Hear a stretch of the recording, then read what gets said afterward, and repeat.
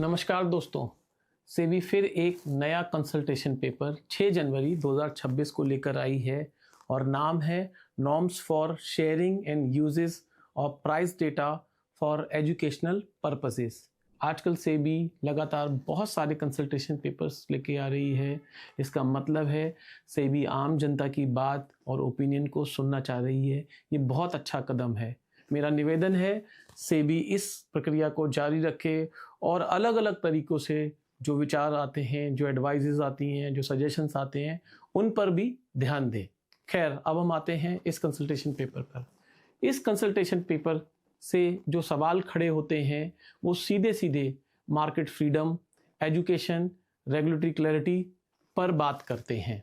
सेबी इस कंसल्टेशन से क्या कहना चाहता है? सेबी कहता है इन्वेस्टर एजुकेशन ज़रूरी है, लेकिन लाइव मार्केट डेटा का मिसयूज़ नहीं होना चाहिए। इसलिए सेबी ने कहा है एजुकेशन और एडवाइस के बीच एक मोटी लक्ष्मण रेखा खींचनी होगी। दोस्तों, इसका बैकग्राउंड समझते हैं। कहानी यहाँ से शुरू होती है। मई 2024 में सेबी ने एक सर्कुलर निकाला, real time price data third parties को नहीं मिलेगा, एजुकेशन के लिए मिलेगा, लेकिन एक दिन के लैग के साथ।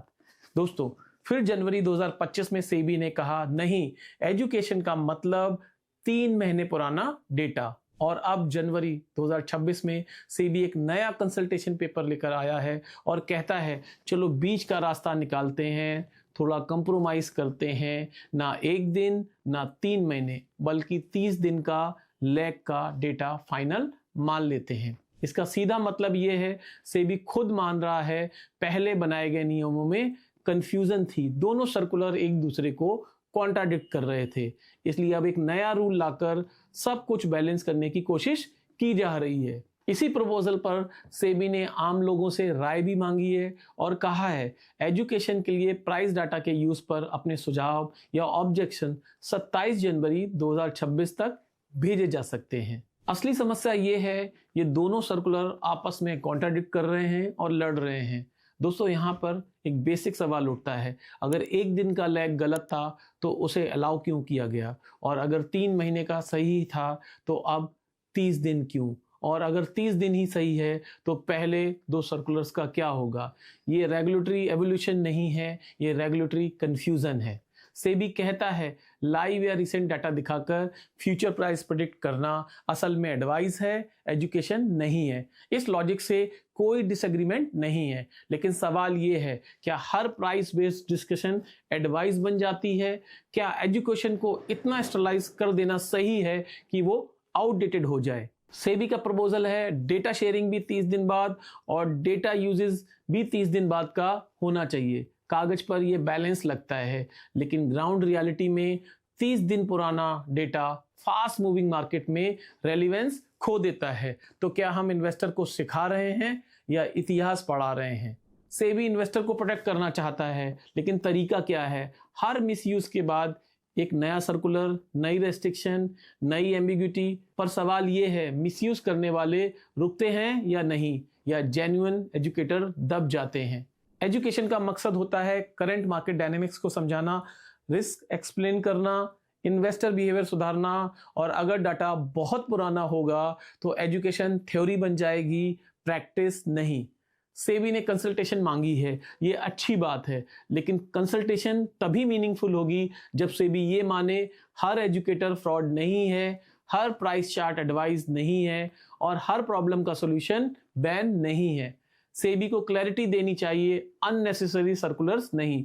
अगर एजुकेशन को जिंदा रखना है तो उसे सांस लेने की भी जगह देनी होगी। दोस्तों, अब आते हैं सबसे सेंसिटिव मुद्दे पर, RA trading restrictions. RA regulation साफ कहता है रिसर्च एनालिस्ट या आरए से जुड़े व्यक्ति उस सिक्योरिटी में ट्रेड नहीं कर सकते हैं जो वो रिकमेंड करते हैं, यानी 30 दिन पहले तक और 5 दिन बाद तक। अब इस लाइन को ध्यान से सुनिए। सेबी का लॉजिक ये है आरए रिसर्च सर्विसेज देता है, इसलिए कॉन्फ्लिक्ट ऑफ इंटरेस्ट हो सकता है। ठीक है, मैं ये मानता हूं, लेकिन सवाल ये है क्या आरए अपनी ही रिसर्च पर ट्रेड नहीं कर सकता है? क्या रिसर्च करना एक गुनाह हो गया है? 30 दिन पहले का रेस्ट्रिक्शन फिर भी समझ में आता है, फ्रंट रनिंग जैसी चीजें हो सकती हैं, लेकिन सच्चाई ये भी है कोई भी 30 दिन पहले चुपचाप शेयर बाय कर सकता है और फिर 30 दिन बाद उसी में कॉल दे सकता है। सिर्फ टाइम लैग लगाने से समस्या खत्म नहीं होती। इसके लिए सेबी को अपनी सर्विलेंस और इन्वेस्टिगेशन सिस्टम को और ज्यादा मजबूत करना होगा। लेकिन 5 दिन बाद का बैन कैसा? ये किस इन्वेस्टर प्रोटेक्शन का हिस्सा है? 30 दिन प्रायर रेस्ट्रिक्शंस ठीक हो सकती है क्योंकि इनसाइडर इन्फ्लुएंस अवॉइड होता है, लेकिन 5 दिन पोस्ट पब्लिकेशन बैन हटना चाहिए क्योंकि उस वक्त रिसर्च पब्लिक डोमेन में है, मार्केट ऑलरेडी रिएक्ट कर चुकी है, फिर आरए को पनिश क्यों करना? अब आते हैं सबसे बड़ा विरोधाभास। आईए रेगुलेशंस क्या कहता है?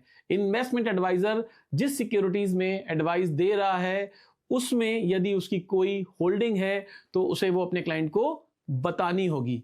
बस, कोई ट्रेडिंग बैन नहीं, कोई 30 और 5 का रूल नहीं, सिर्फ डिस्क्लोजर ही काफी है। अब सीधा सवाल है, आरए एडवाइस देता है तो ट्रेडिंग बैन होती है, आईए एडवाइस देता है तो उसे सिर्फ डिस्क्लोजर देना होता है। तो क्या आईए कॉन्फ्लिक्ट फ्री है और आरए डेंजरस, या फिर रूल्स कैटेगरी बेस्ड नहीं लॉजिक बेस्ड होने चाहिए? इन्वेस्टर को नुकसान दोनों केसेस में बराबर हो सकता है। आज सेबी रेगुलेशंस ऐसे लगते हैं जैसे हर प्रॉब्लम का सॉल्यूशन नया सर्कुलर, लेकिन पुराने सर्कुलर रिपील नहीं हो रहे हैं, कॉन्ट्राडिक्शंस रिजॉल्व नहीं हो रहे हैं, हार्मोनाइजेशन नहीं हो रहा है। इसका रिजल्ट कंप्लायंस रिस्क हो रहा है, फियर बेस्ड प्रोफेशन हो रहा है और इनोवेशन चोक हो रही है। दोस्तों, आरए और आईए के लिए यूनिफॉर्म कॉन्फ्लिक्ट फ्रेमवर्क बनना चाहिए। ट्रेडिंग बैन या डिस्क्लोजर एक जैसा लॉजिक होना चाहिए। सर्कुलर कल्चर से भी बाहर निकलना होगा। प्रिंसिपल बेस्ड रेगुलेशन बनाना होगा। इन्वेस्टर प्रोटेक्शन तभी होगा जब रेगुलेटर खुद क्लैरिटी देगा। दोस्तों, रेगुलेशन का मतलब डर नहीं होना चाहिए। रेगुलेशन का मतलब कानून स्पष्ट और समान होना चाहिए। अगर नियम ही कंफ्यूजिंग होंगे तो मार्केट कैसे क्लीन रहेगा? वैसे सेबी चाहे तो एक अलग कानून बनाकर सभी फाइनेंशियल मार्केट एजुकेटर्स के लिए आरए, आईए या उसी तरह का कोई लाइसेंस सिस्टम ला सकता है। इससे यूट्यूब, ट्विटर, टेलीग्राम पर कुकरमुत्तों की तरह उगने वाले स्टॉक मार्केट गुरुज अपने आप खत्म हो जाएंगे और कम से कम जो लोग सामने आएंगे वो रजिस्टर्ड होंगे और उनके पास कुछ क्वालिफिकेशन, एक्सपीरियंस और सर्टिफिकेशन जैसी चीज होगी। खैर, ये सोचना सेबी का काम है।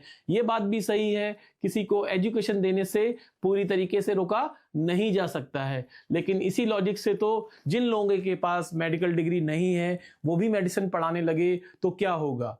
अब समय आ गया है सेबी सिक्योरिटी मार्केट एजुकेटर के लिए भी एक प्रॉपर रजिस्ट्रेशन प्रोसेस लेकर आए। और अंत में मैं बस इतना ही कहूंगा, अगर आप सवाल नहीं पूछेंगे तो आपको लगातार अनरीजनेबल रूल्स और लॉ का पालन करना पड़ेगा। सवाल करना जरूरी है, अपनी आवाज उठाना जरूरी है, अलग अलग मंचों पर चर्चा को जिंदा रखना पड़ेगा, क्योंकि अगर बहस बंद हो गई तो स्टॉक मार्केट में स्कैम्स होते रहेंगे, कॉमन मैन हर बार अपना पैसा खोता रहेगा। मैं हूं एडवोकेट विकास गुप्ता और अगर आप चाहते हैं लॉ दैट मेक सेंस तो इस वीडियो को शेयर कीजिए और सवाल पूछते रहिए, क्योंकि कानून का काम डर पैदा करना नहीं, समझ पैदा करना होता है। और अगर एजुकेशन पर ही लगाम लगा दी गई तो इन्वेस्टर सुरक्षित नहीं रहेगा। नमस्कार।